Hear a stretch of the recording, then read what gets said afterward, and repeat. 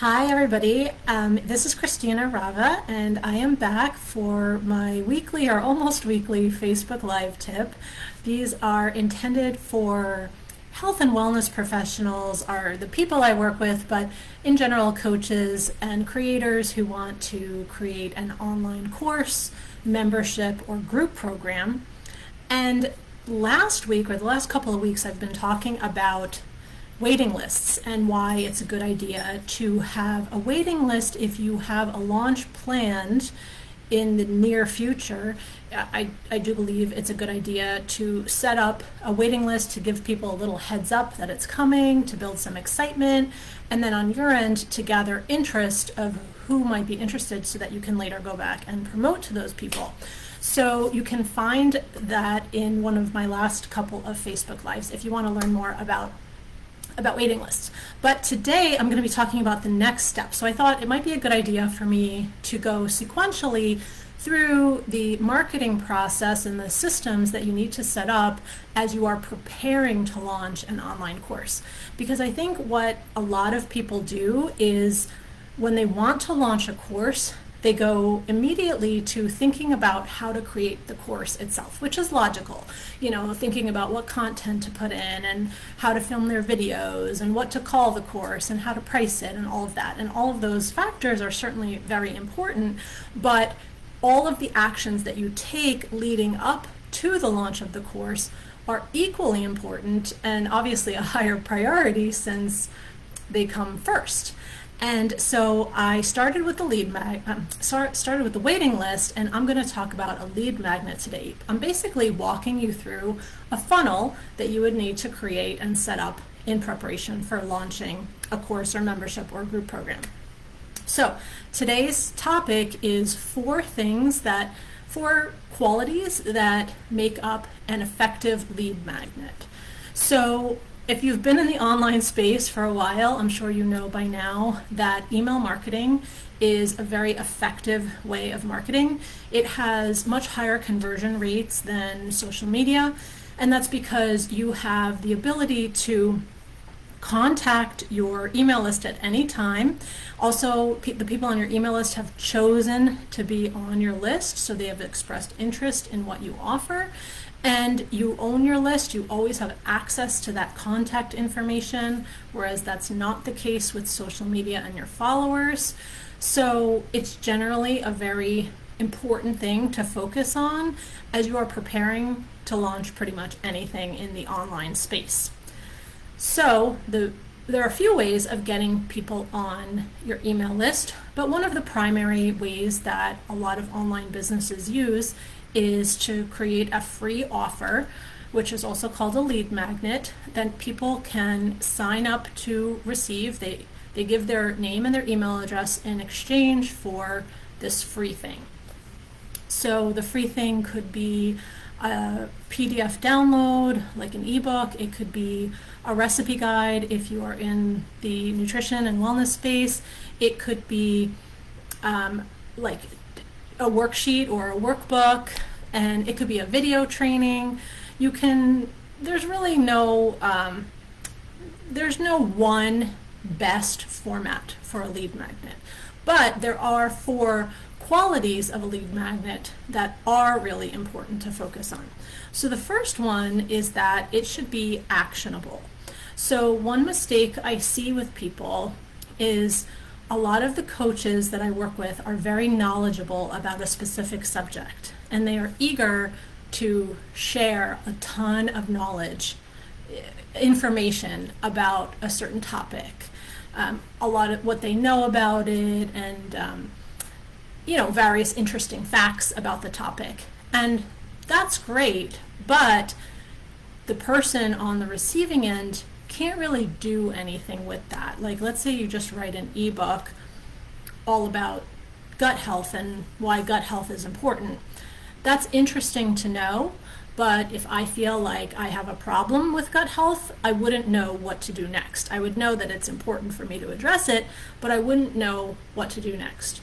So when you're planning out your lead magnet, my first tip is to make sure that what you're doing provides specific guidance on how the recipient can take action to address the problem or the concern or the challenge that the topic is all about.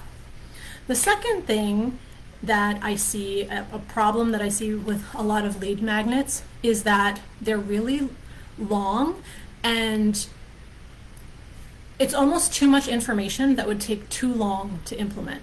With a lead magnet, the ideal thing to do is to give a quick win.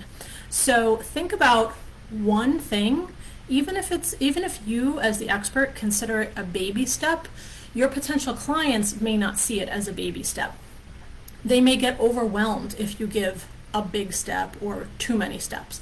So think about what is one very specific, tangible thing that your clients can do within a short time frame. And I'm talking about, 1 day to maybe a week. What can they accomplish in that time frame that would make them feel that they're one step closer to addressing their overall problem?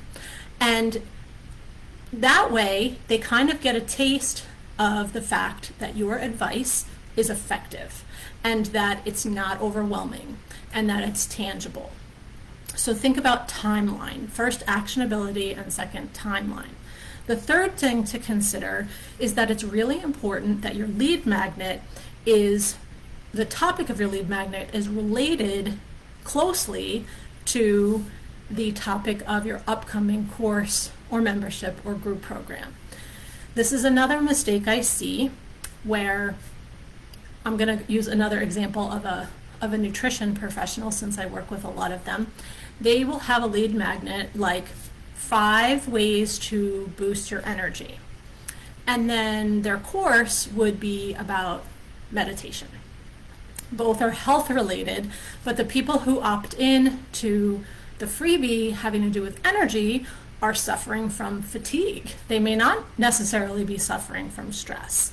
So the goal of the lead magnet, as I was talking about in the beginning, is to get the right people on your email list, to get as specific as possible a group of people who are struggling with the question or concern or challenge that your course is about. So that way, when you do launch, you will have people who are in line with your ideal client avatar, people who are the most likely to opt in to your course.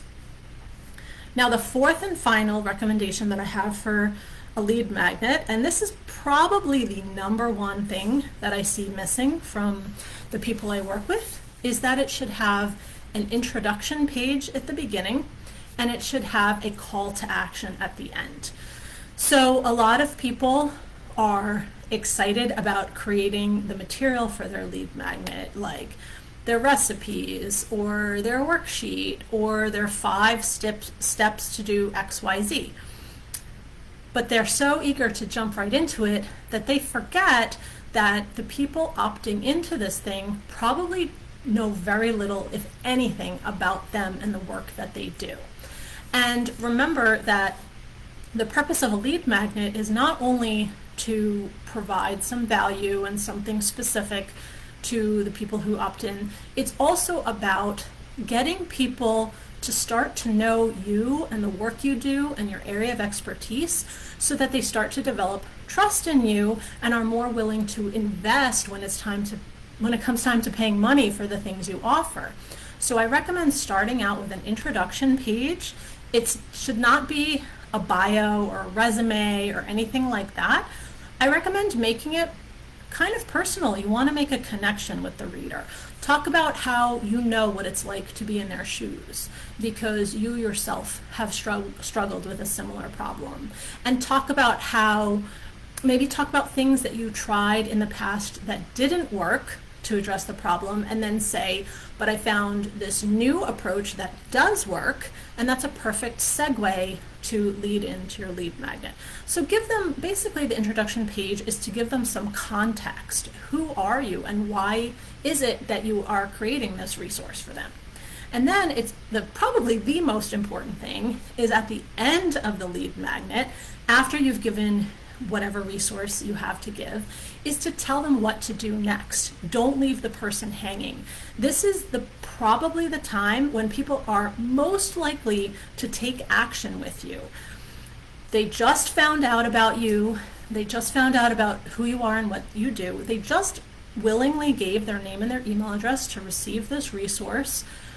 They presumably went through the resource if they got to the end, and now their problem is not solved. It's just the tip of the iceberg for them. And they are probably, really struggling with whatever problem they're having. And I know that you may not be able to jump right into offering them a full-blown program. It might not be ready yet, but you can offer them something else, some more ways to interact with you, get to know you, develop the know, like, and trust factor. So some things you can do are schedule a call with them.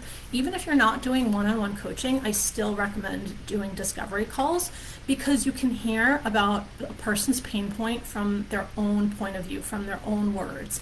And that's really valuable to shape your course. You can also tell them to read your blog or listen to your podcast or subscribe to your YouTube channel or follow you on Instagram, or maybe you might have like an intermediary paid program that you can offer, like a mini course or a paid workshop. Basically, you want to progress people from where they started out, which is a complete newcomer who doesn't really know about you, to your end point, which is getting them to invest in the higher, the more premium program.